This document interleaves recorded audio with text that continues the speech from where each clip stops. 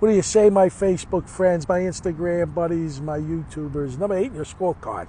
Number 1 in your heart, Albert SugarBear Barbieri. Wow, today's a special day.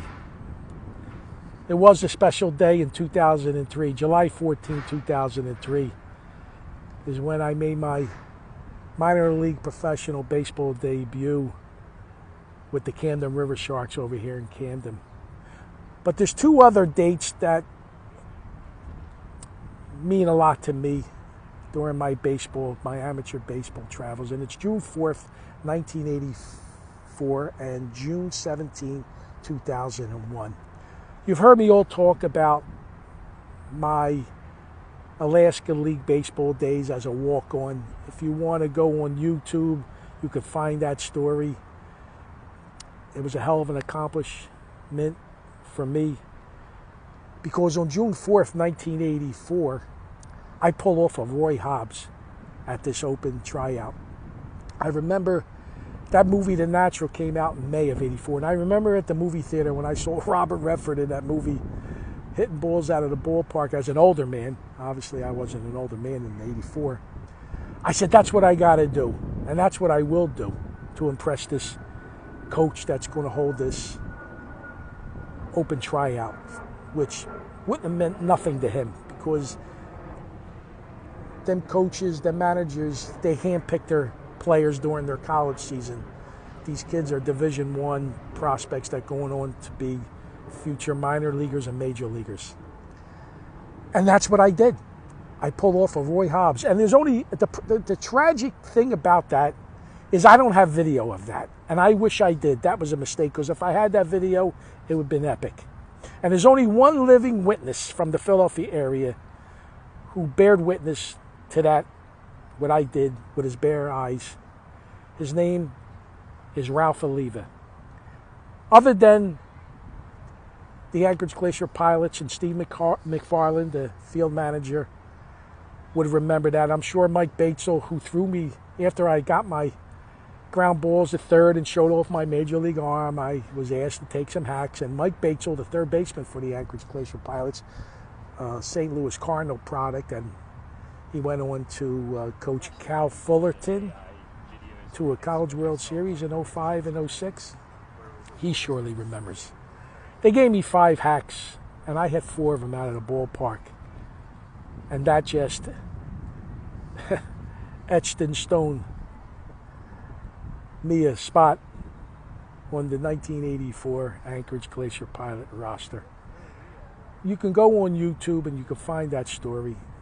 They did me dirty, Steve McFarland and legendary Arizona State and Mesa College, community college coach Jim Fry did me dirty. But I wind up going back in '85, and it was a fun time for me to play those 2 years in the Alaska League. So now let's fast forward 16 years later. I'm living in Southern California. And at the time, in 2001, I had to get out of the house that I was living with my aunt, my father's sister. She passed away. She was in her 80s, and the estate had to sell the house. I've been there since 1993, and it's now April of '01. I was in great shape.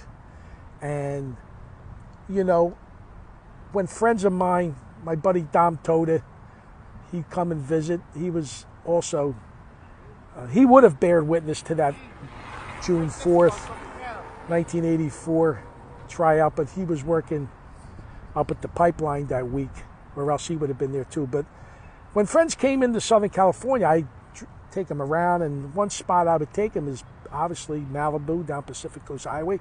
And every time I got to Pepperdine University, I'd pull in there and I'd go back to the baseball field. It was a beautiful baseball field overlooking the ocean. And I always had bats and balls in my trunk, and we'd pull them out and we'd start fooling around. And I started noticing the balls jumping off my bat at 42 years old like I'm 25. So when I had to get out of the house in '01, I send a videotape to the Anchorage Bucks general manager, who I played for in 1985, of me swinging and working out.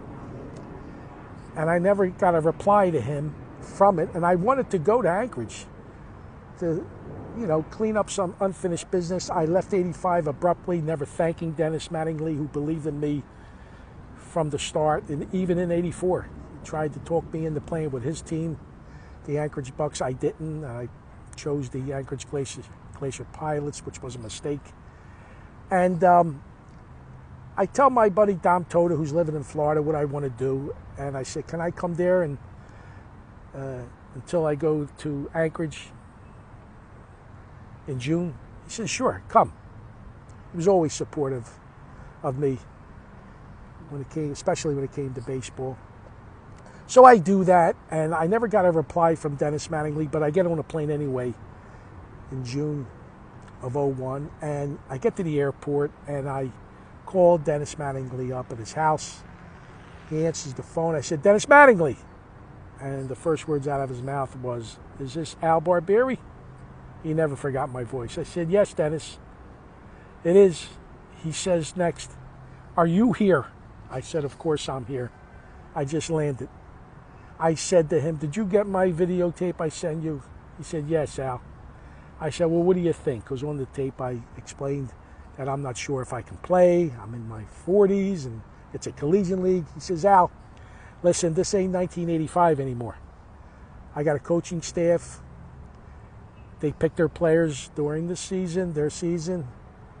He says, listen, come to Mulcahy Stadium and we'll talk about it. So I go to the ballpark the next day, and I'm on the field with some of the Bucks. And the coaching staff's there. The coaching staff's in their late 20s, early 30s. Jim Yanko was the field manager, Mike Buck Miller, and Rob Borelli as assistants. And they see me, and I find out later from Dennis. They say to Dennis, this guy, what is he doing here? Dennis explains to them that I was one of his guys back in 85. He just wanted to come back and give back. So Dennis tells them, obviously, like I say, I find out this later.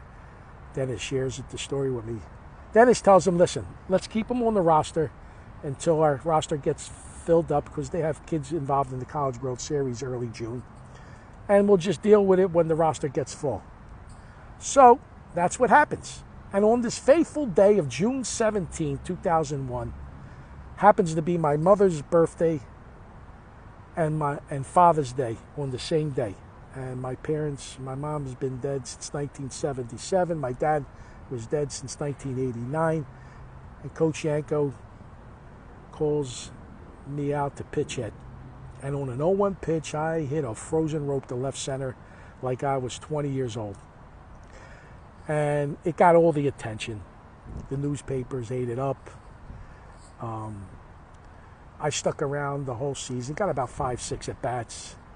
Later at the end of the season, they have this game called the Mayor's Cup. It's for bragging rights between the Anchorage Glacier Pilots and the Anchorage Bucks. They dubbed the game as Al Barbieri Night. Everybody 40 years of age or older gets in the ballpark free. I was in the starting lineup. I went 0 for 1 with a walk. And now the season's over, and now what I thought I was going to toss the gear away and end it, that base hit lit a fire under my ass, and I just wanted one more chance at trying to play somewhere on a pro level. And it was God sent. I find a magazine that is highlighting a minor league independent league and a team over in Camden called the Camden River Sharks. Wow. And they have an open tryout. I inquire and I find out they have an open tryout.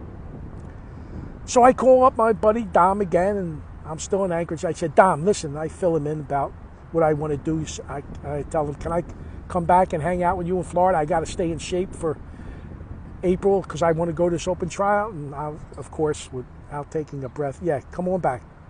Come get your ass back in Florida. So I go back there and I hang out with my buddy Dom, and Palm Harbor, Florida. And come late March, I fly into Philly, and I'm going to go to this tryout, the Camden River Sharks. And here's where it gets special. It's 2002. Now keep in mind, it's 2002. I walk in Campbell's Field in the office, and I approach this African-American woman receptionist. I had no idea. I find out later. You remember Mike Rozier? Heisman Trophy winner, NFL player? It was his mother, the receptionist. Mike Rozier's mother, I walk up to, and I say, is John Brandt in? Can I speak to John Brandt? And she says to me, do you have an appointment? I said, no. I said, I just flew in from Anchorage, Alaska. Now, obviously, I'm lying, but I just figured Anchorage, Alaska is more attractive than Florida. If I said I just flew in. And she says, you just flew in from Anchorage, Alaska? I said, yeah. I said, can I get 10 minutes with John Brandt? It's regarding the open tryout in the next few days. She says to me, hold on. She picks up the phone. She's on the phone. I hear her say, John, there's a gentleman here. He said he just flew in from Anchorage, Alaska, and he wants, if he can get 10 minutes with you, it's regarding the open tryout a couple days from now. There's a 7-8 second pause. She hangs up the phone. She says to me, John said he's in some meetings. He's got some meetings. He says if you want to wait around, he'll be more than happy to talk to you when he's done with his meetings. I said, no problem. I go sit in the lobby 2 hours. I don't move. I ain't going nowhere. Well, 2 hours later, John Brandt, the general manager of the Camden River Sharks, comes out, gets me. We go in his office.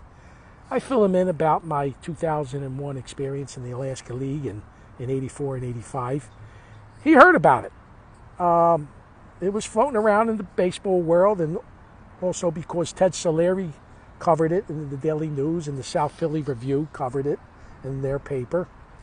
And I asked him, can I come to the tryout?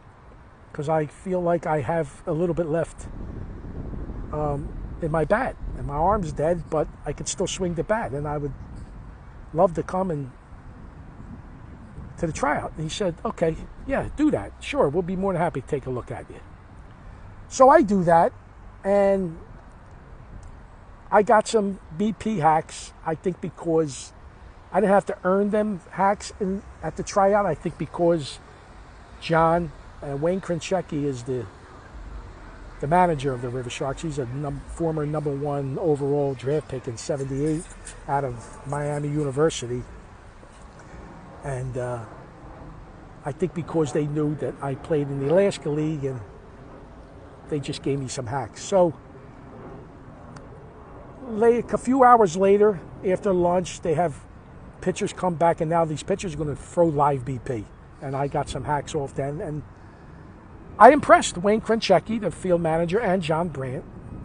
And after this tryout, John calls me in the office and he says, Al, listen, what are you doing this summer?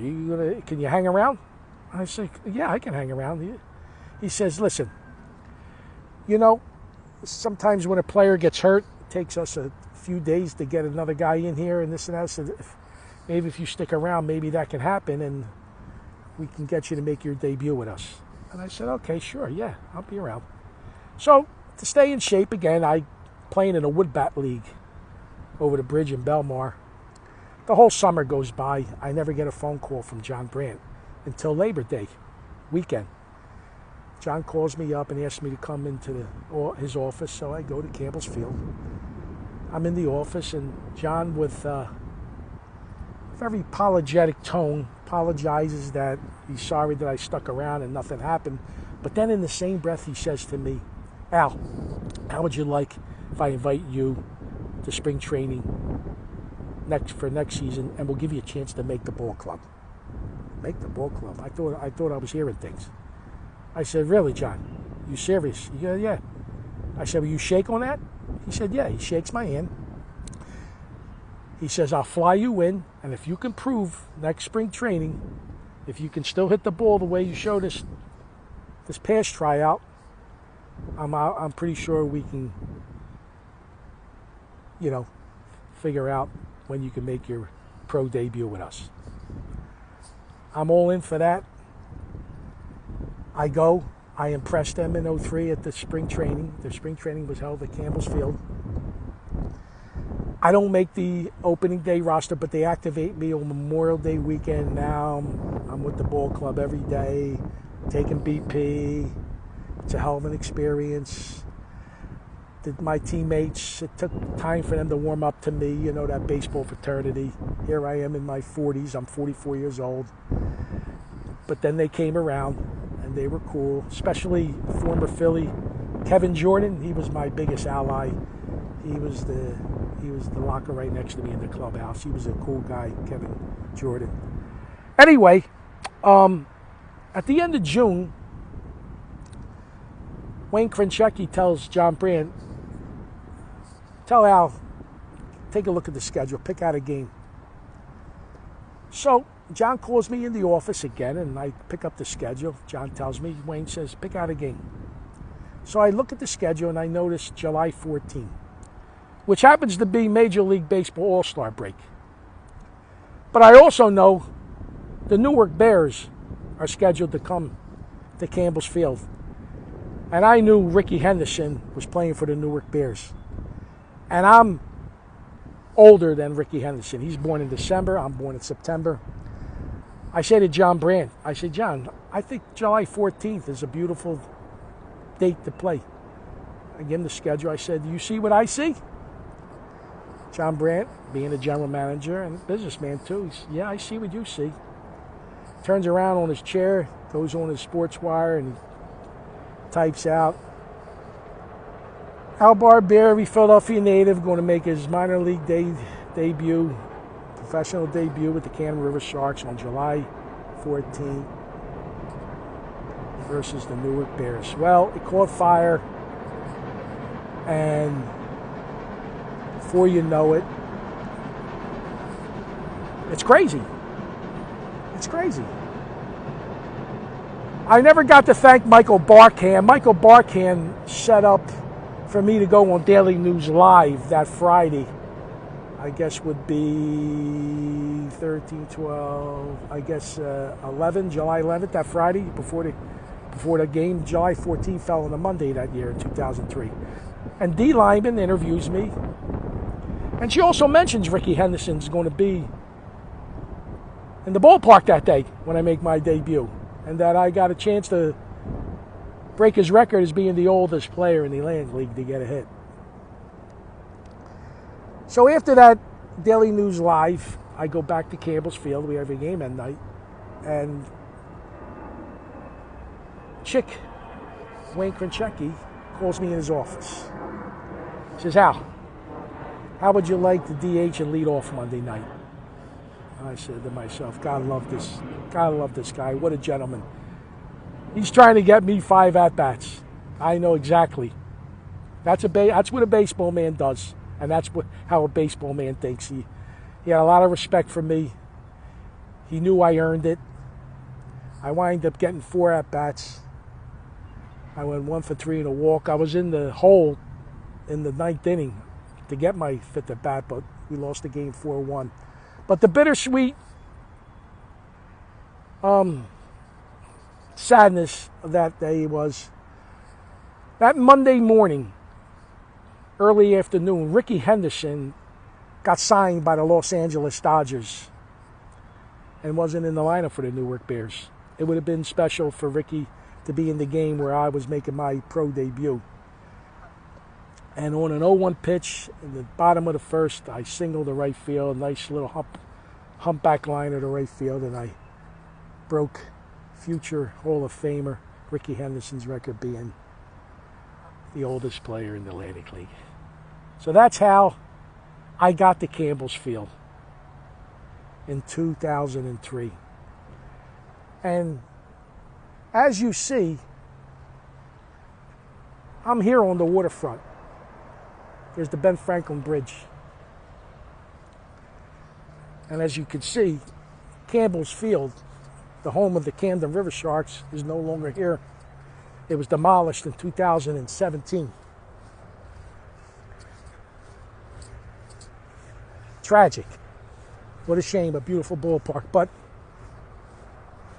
the ball field sat right here, because I know that was a backdrop from home plate. So I want to thank the 4,700 strong that came to the ballpark that night to support me. I want you to get a sense of a thank you from me right now. Really, I thank you from the bottom of my heart. It's a night I will never forget. I do know there was a couple that reunited and got married from that night. You guys also got me a job from coming over 4,800 strong in a 6,500 capacity ballpark. The River Sharks hired me as their public relations director for the 04 season. That job didn't last long because the Camden River Sharks owner, Steve Schilling, who died a couple of months before my debut, his estate was forced to sell the ball club, and new ownership came in and wiped out the whole front office, and that meant me. John Brandt was the only one that stuck around a few more years because he was on contract, and then after that, John wound up being the general manager of the Newark Bears. It was an awesome night. July 14, 2003. Thanks, guys.